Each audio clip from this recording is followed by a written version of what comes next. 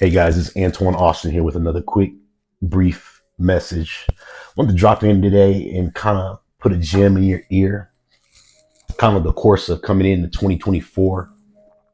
I noticed myself cutting off a lot of dead weight, you know. Um, you guys see me shooting content in my office spaces, here at my home, here in Colorado, out and about in the field. And I'm just thinking about all the things that I don't need, that I don't want, that don't benefit me anymore. And I've been able to be around for this long, um, doing a lot of different entrepreneurial endeavors, trying to build a brand. And I've been able to do that because I keep things fairly lean, right? I don't have a lot of overhead. And I notice when I start to get a lot of overhead, it's crazy. And the reason why I'm making this is because recently I was getting ready to start two new construction projects. Excuse me, a construction project, two fix and flips, houses that are beat up. I was going to put 80 a piece into each property, make it really nice and sell them. But I ended up assigning those properties to a cash buyer because it was my ego saying that I want to flip a property. It was my ego saying, you know, let's go out and do this new construction. And I know how risky it is, man. You buy a property, like I said, for X amount of dollars, and then you get ready to sell it and it doesn't sell for that. Luckily, I teach you guys how to buy wholesale. So you usually always have some margin and some room for error. But in this case, I said, you know what the heck, Antoine? Assign these properties, man, and get, liquidity. I started in this business as a wholesaler, okay? As a wholesaler. And it wasn't until I started getting more risky that I experienced turbulence right now. And so that turbulence came from being less risk adverse. When I teach you guys how to wholesale houses, you're actually going out, okay, and you're applying three simple steps: finding a motivated seller through marketing, okay, finding a cash buyer and closing on it. It's not a lot of moving parts. You can make an ungodly amount of money, okay, in a very short amount of time, as opposed to taking on large projects in times of uncertainty. We've seen interest rates go from 2% to freaking 6 and 7%. If I have a flip in the market, that takes away from what that buyer is pre-approved for now. And so changing that up, it took every ounce of ego driven personality that I have to say, hey, build that freaking nest egg, make sure you maintain liquidity, because we don't freaking know what's happening. It feels like a recession to some extent, right? And remain liquid, fill the coffers up, right? And then as the market starts this downturn, you can grab stuff up at an even more discount because you have the liquidity to do it. Not saying that you can't get the liquidity from the flip, but if it takes 3 months to get out of, you could have done 3 or 4 or 5 wholesale deals by then that equates to that same amount. So I'm assigning these two flips for a good high 5 figures, right? Creeping right up on that 100K mark. And this is going to be a good bang to the year, revenue coming into the business accounts, you know, January time frame. So it's like, do you want income going out or do you want income coming in?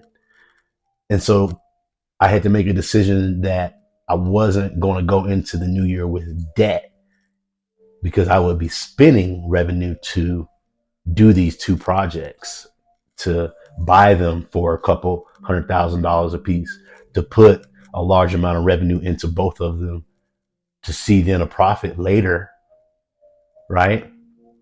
So I had to really weigh up on that. Long story short, I did ended up wholesaling those properties, and it's on to the next one, man. You can't get emotionally involved in this stuff, and you gotta keep a coffer that's full of cash, And in my case, you guys seen I exited that flip back in October, and heck, I live off that money. Those are large quantities of revenue, but I live off that freaking money, man. And so This is the year right now you can get insanely rich and make an ungodly amount of revenue in the wholesale real estate industry, because our industry is not necessarily, let me take this gum out too. That's not good etiquette. Our industry is not necessarily predicated upon interest rates or anything like that. You'll see realtors and fix and flippers like myself. We worry about interest rates because it directly affects our business model. But as a wholesaler, you're targeting property owners with distressed properties or distressed situations. Okay, because it's not always an ugly property. Somebody could be going through a foreclosure or probate or divorce. So it's the situation at hand. And the house could be great looking, right? And so as a wholesaler, you know, you're targeting distress. And so there's always a headache in the marketplace, right? There's always someone who has a problem in any industry. And in our case, real estate is always somebody who has a headache property. And if you're marketing to these people with the techniques and strategies that I teach you guys how to go out and do in 2024, you are going to get an ungodly amount of wealth. Excuse me, you can get rich with wholesaling, but you can take this revenue, and I'm a hard head guy and everybody knows it. You can take this revenue and invest it. You make $40,000 on a wholesale fee going to your bank account. You can diversify right there. You can go right away and everything that you use. You wear an Apple Watch, get some Apple Watch, get some Apple stock. You know, um, you wear Denver Nuggets, get some Nugget stock. You know, you can take $10,000, invest it into something passive, 20,000 even, right? And so it's just a beautiful business model, man. That's definitely changed my life. And what happened was I got away from doing this once I was able to fill my coffers a little bit and wanted to take on big projects, you know, got big cojones and want to freaking go do a flip, which I'm going to continue to do more flips. Don't get me wrong. That's a part of our exit strategy when the market is a certain way, right? And so right now, I think wholesaling and building huge capital accounts is the smartest thing to do in a market that's shifty. And so right now, my strategy is complete wholesale, wholesale, wholesale, wholesale. If I flip, it has to be lipstick on a pig. I don't want to do anything extensive right now where it's going to cost $50,000 to $70,000 to renovate a house, you know, brand new everything. That stuff gets very, very labor and material intensive. And I tell you, it takes a lot out of you. And I've seen some of my contemporaries do a really great job at it, you know, good friends of mine where you just find a house that really doesn't need that much, man. You know, clean it up a little bit, slap that thing on the market and start scraping margin. And so definitely switching our strategy up to something similar to that. Because a wise man told me it's all about price right now. You know, you got all these pretty finishes on your property, but you can't sell it because the person is not pre-approved to buy it because the interest rate's 7%, and the house costs 400,000. And so you do the math on that. What family is bringing in that type of money collectively to be able to afford that, and their debt to income ratio? Okay, and so all these things you have to forecast and you have to see, and you can't see any of this without cutting dead weight. If you're bogged down with having to do so much, and I got done talking about my office and thinking about just, you know, unloading certain things I don't need, you know, and you have much more clarity. You can think clearer, you know, your mind is more brilliant, right? You can make better decisions when you're not so bogged down with unnecessary weight. Okay. And so one of my big things, I got this big old wolf tattoo here on my arm, and I'm not a lone wolf. I do hang with other wolves and lions. What was so inspirational about that to me was just like the hunger, the ambition. You know, in the video I made before this, I talked about the dopamine hunt, that hunt that the wolf has to get. I typically don't eat in the morning. Right now, I'm having a glass of this is nootropic. It's like kind of like pre-workout to some extent, and I chew gum, and I don't eat because how could you, you know, in the early days, you would have to go out and kill something to eat. But us, we can wake up in the morning and go stuff pork sausage in our mouths and bacon and all that stuff. And we didn't work for it. You know, we didn't kill anything.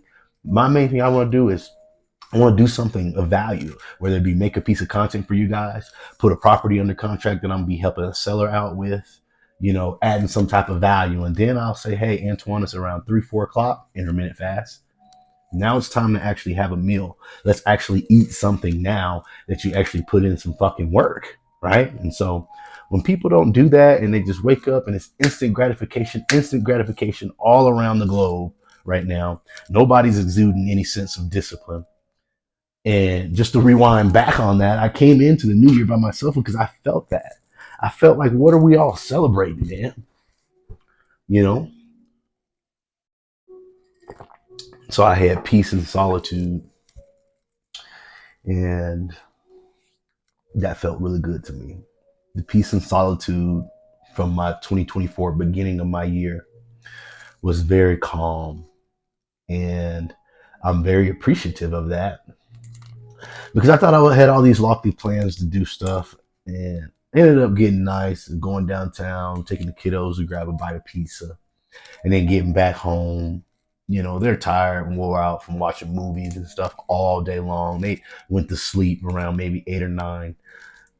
House is fairly big, and so that left me to my devices with, some music and some cocktails, and just enjoying my own time to myself to be able to write down and brainstorm this upcoming year financially, personally, and try to figure out, how to really shape things, get things really going, and have clarity, you know so big to me right now. Like my peace of mind and clarity. If you guys look all around me right now, you can't really see, but I keep one of these yellow legal tabs. They're everywhere around here too. I have them every. There's another one right here. I have them everywhere because this is old school, man. Traditional guy. Like write that shit on a piece of paper and make that shit plain and get after it. We complicate stuff here in America. We complicate stuff, and I love it. Don't get me wrong. I love America. I'm just saying we complicate things. And simplicity is key. We got to keep things simple.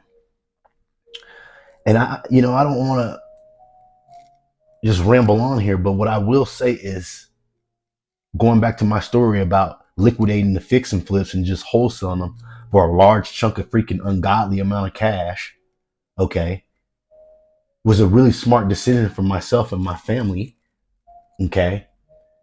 And the growth that making that decision comes with is exhilarating because I could have just taken these downs and put my family into $500,000-600,000 worth of debt.